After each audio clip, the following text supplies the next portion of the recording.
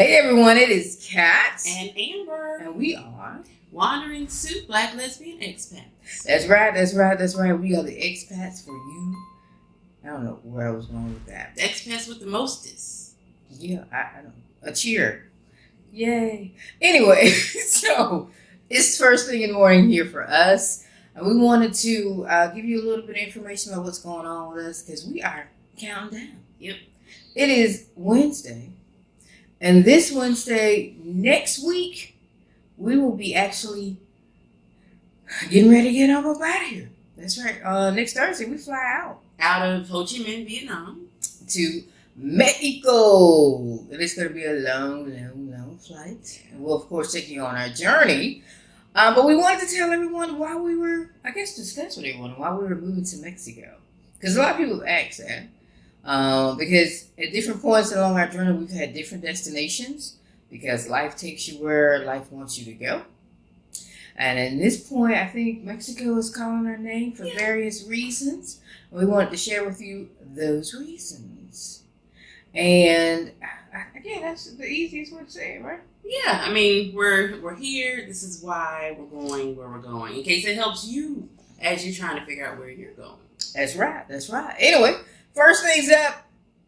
One of the first things that we looked at when we were looking for our next destination was safety. Absolutely. So one of the things that we have gotten used to traveling in Southeast Asia is freedom. And by freedom, we mean safety freedom. Like we can walk around if we choose to at night without it being too much of an issue. We don't even really think about it. Now, we don't stretch the boundaries. We're not out at 3 o'clock in the morning and things like that. That's not safe anywhere. But Amber walks a lot by herself. She'll take a stroll. Nobody thinks anything about it. The boy in the room walks to the store by himself. He goes to get food by himself. Goes to the mall by himself. He's only 12. And we are okay with that.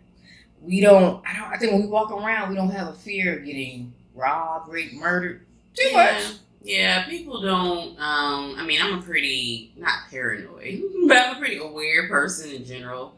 And so I notice when people are like, when people are trying to like get close to you so they can, maybe they want to rob you, or maybe they want to ask you for money, or maybe they want to whatever, just accost you in general. So I'm pretty hyper aware of stuff like that.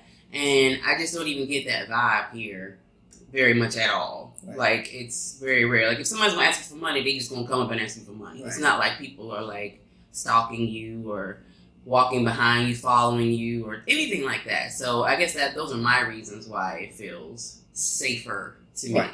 Now, don't get us wrong. Crime does happen here. Yeah. But it's more of a crime of opportunity. If you leave a cell phone on the counter, somebody will take it. You leave a laptop on the counter, go to the bathroom, somebody's going to take it possibly. Right. They would do that anywhere in the world. Crime of opportunity. Pickpocketing happens. If you're in a crowd and there's a whole bunch of people surrounding you, you might want to be aware of what's going on. Pickpocketing does occur. But again, we still relatively safe. In America, I wouldn't go to certain neighborhoods. I wouldn't walk at times by myself or anywhere if it wasn't daylight hours at all. So those are the things we were looking for when we were on our next journey, and we found that in Merida. Or it appears to be that's the case. Right, because Merida, if anybody didn't know, is ranked second or third safest city in North America. And by North America, we mean Canada, U.S., and Mexico. And it's right after, I think, a city in Canada, something like that, Toronto, or something like that. So it's safe. And we wanted that. We wanted to ease back into that, to being a little bit closer to the U.S., but still have that safety factor that we've actually become used to, that we enjoy, that gives our life a little bit more meaning. So Merida, I think, is also ranked 20th in the world or so, depending on which article you're reading. I mean, that's in the world, the 20th city when it comes to safety. So for us, that was a huge concern. Yeah. It's hot in Merida. And that's what you're going to find. When you read anything about Merida, Mexico, you're going to find safety is one. And then the second thing is it's hot. But hey, it's hot here. It's hot here. And we sweated like, I don't know, in Cambodia. And it wasn't that safe. Yeah. So it's relative. We'll find out obviously when we get there. Right. But, there's some things we're willing to trade for others. And one thing we're not willing to trade really is like the freedom to walk around and feel like we can do that. We're not willing to trade that. We can trade a little bit of weather. If it's hot, we can do that. But if it's hotter, but we think it's going to be pretty much similar to what we're used to. That's what we're banking on. That's what we're going to go with. Right. So that's what we're doing. And if anybody has any, like, well, it's Mexico, it's a cartel. You got the U.S., you got cops, you got gangs. And if you go to Italy, you got the mafia. Mafia controls, Italy. The cartel controls Mexico. I'm okay with that. You okay with that? I guess I don't have a choice. It ain't my business. I'm in an expat bubble. So, and this is an expat bubble that I will enjoy. So that was our first thing was safety. Next up was cost or inexpensiveness of living. And I'll let you lead off with that, Amber. Yeah. So, we have said before that it's relatively inexpensive to live where we have been living. And that's part of the reason we moved to Southeast Asia is because of the cost of living. And so we're still continuing that. That's still part of our goals as we travel. So we're going to set up base in the next place that we move. So we decided that place needed to also be within our budget as far as our housing costs, all of our main costs. So that's part of the reason why we chose Mexico also. Right. It's not Southeast Asia, but it is still, when we look at housing, food, we have to figure in school, cost of school, right? Things like that. It's still going to be at a point that we're comfortable with. It's going to be within that budget that we've allotted for ourselves. It's going to allow us to still save while we travel. Right. And for those who don't know, we've done a budget video before. You can check that out in our archives. But we typically have a budget between $1,200 and $1,500 a month, max of $15. Low end, we try to shoot around $12. We hit that sometimes we don't, and that's okay. Life happens. Sometimes we actually go below that, and that's even better. So that was our goal with moving to Merida, was we wanted to stay within that budget, and that includes our housing, our food costs, our utility costs, and school for the boy in the room, because we are no longer homeschooling. We moved into online education for him, and it's working out, so we're happy about that. But it does cost. So, so with that being said, Merida is definitely not much more, but it is more expensive than Southeast Asia. Mexico in general is more expensive than Southeast Asia.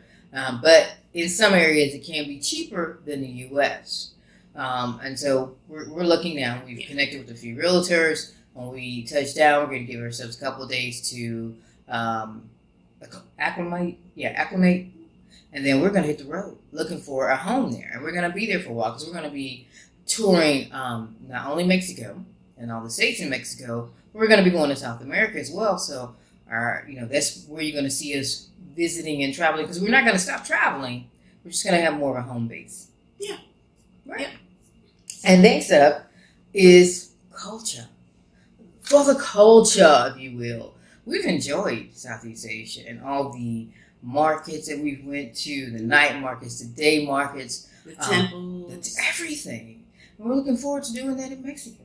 Absolutely. Yeah, I'm really looking forward to, since we've been moving around Vietnam, we haven't been able to get out as much just because a lot of sites have been shut down and things like that. So we haven't seen all the things that maybe we would have, but still, we've been able to enjoy it. So I'm really looking forward to Mexico and seeing the cenotes and the remnants of the Aztec civilization, and hopefully some evidence and things about African history in Mexico, which is like my favorite thing to look at in any country we go to. So yeah, so I'm excited. Yep, I am with Amber. Wherever Amber said we're going to do. And that's my culture lesson of the day. So if you watch the other video, Amber handles on the ground. She handles our touring aspect of living. I learn, the boy learns, we learn, because Amber's interested in a lot. And it's exciting. So I'm looking forward to her telling us what we're going to see today as they gradually open up, of course, to the COVID. So next up is food. That's the real reason. Yo. We so ready for some tacos. some good old tacos, man. Oh, Taco Tuesday. It's going to be Taco Monday, Taco Tuesday, Taco Wednesday, Taco Thursday, Taco Friday. I'm going to taco it out. I love tacos. Yeah.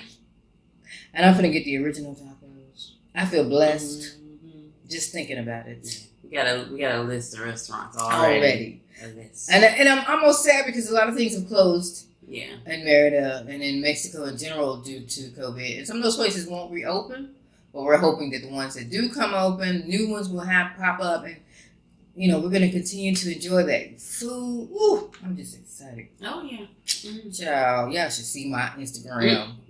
I follow so many people in places and restaurants and food pics. Baby, it's going to be some eating going on. And all over Mexico. I mean, that's the thing, is that we'll have access and ability to get around to all the little places. Oaxaca. Yeah. We're going to hit it so hard. So hard. Now remember, our motto is we travel, we eat, and we share.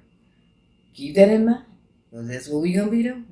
We really about to get into that in Mexico. And South America, because we're going to be doing both of them. Yep. And last but not least, accessibility. So we're in Southeast Asia. Typically, that's a 24-hour flight to get home. 24 to 36, sometimes even 48 if you go the real cheap route. We're getting older, and our parents are, of course, getting older as well. Our family, Amber has kids in the States, daughter in college.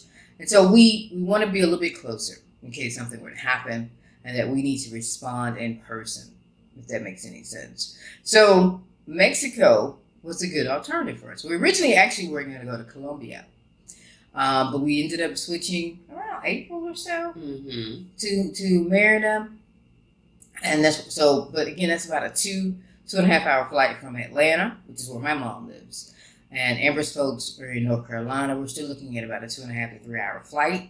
We could be home. We could take a flight every day if we need to.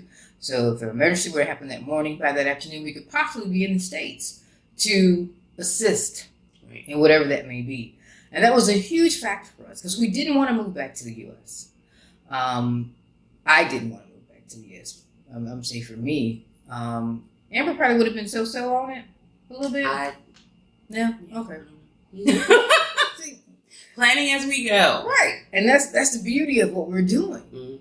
And again, keeping everything in our budget and still allowing us to travel and see the world and being able to get home and our family to come see us.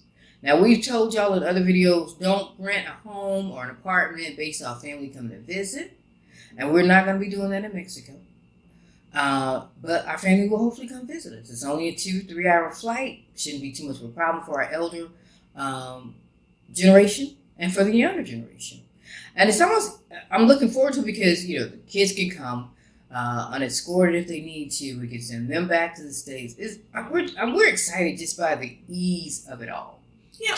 And the time zone, because working obviously in a completely different time zone than some of the business that we do with people in the United States, obviously, can be inconvenient. And so it's going to help a lot as far as work hours go, as far as school hours go. Yeah. It's just going to make a big difference for us. So, I think that'll help, at least for the time that we choose to be there. Right. It's definitely going to help us for a while to kind of get back on track with some of those things. So. Yeah, I'm actually going to miss that part of it. I like being a little bit ahead of the world. It helps with my procrastination and my lazy days and things like that. I'm like, yeah, but they're still behind me. I got 12 hours. True. Yes. I can get it. I can crack it out and be good. I love it. I miss it. Cushion. It is a very nice cushion. That's a very nice cushion. I don't think people talk about that cushion as much as they should because I love it. But maybe that's because we don't typically work for a corporate company where they have established hours. We establish our own business hours. So that's true. But then the bad part is, like, with me, and as she said, I'm getting older, or she's older and I'm old. Either way, my brain knows that it don't work like it used to. So deadlines are a thing. And then when you're trying to keep up with days of the week, Yeah. And it's hard enough to do that when you don't go into an office. And then I'm trying to keep up with my day of the week as opposed to this client's day of the week. And Right. it's just, the layers and layers. And my brain's like, can we just have a break? So, yeah. So we're excited. The kid is excited. He's ready to be on the same time zone as his friends. I'm excited for our routine that we're going to establish there to get back on track a little bit. Because we've been slipping, especially in the last few weeks, we've been slipping because we're in this transitionary mode. So we're going to get back down to Mexico, get us a home. We're going to share the home with you. We're going to share with you the home search process. Yeah. So look forward to those videos. You got to subscribe, like, share, comment, all those things to Wandering Soup so you can follow us along this journey into Mexico, because I know there's a lot of people who are looking at possibly moving there as well. So we're going to give you all the ins and outs for that. And then we're going to share with you once we arrive and actually start exploring the states of Mexico. I'm looking forward to that more than anything. If you're already there and you got restaurants, Throw them drop away. it. Drop Food, it. baby. Food. And some houses. A big 3K. We need room. Gotta have us a little office and stuff, some AC because it's hot, a little pool in the back. We're trying to live it up. But we're going to share with you the real cost, everything along this journey. We're excited. And this is the reason why we are moving to Mexico. I'm Kat. And I'm Amber. And we are Wandering Soup. Subscribe, like, share, comment, do all those things. And we'll see you in the next video. Bye, y'all. Peace and love.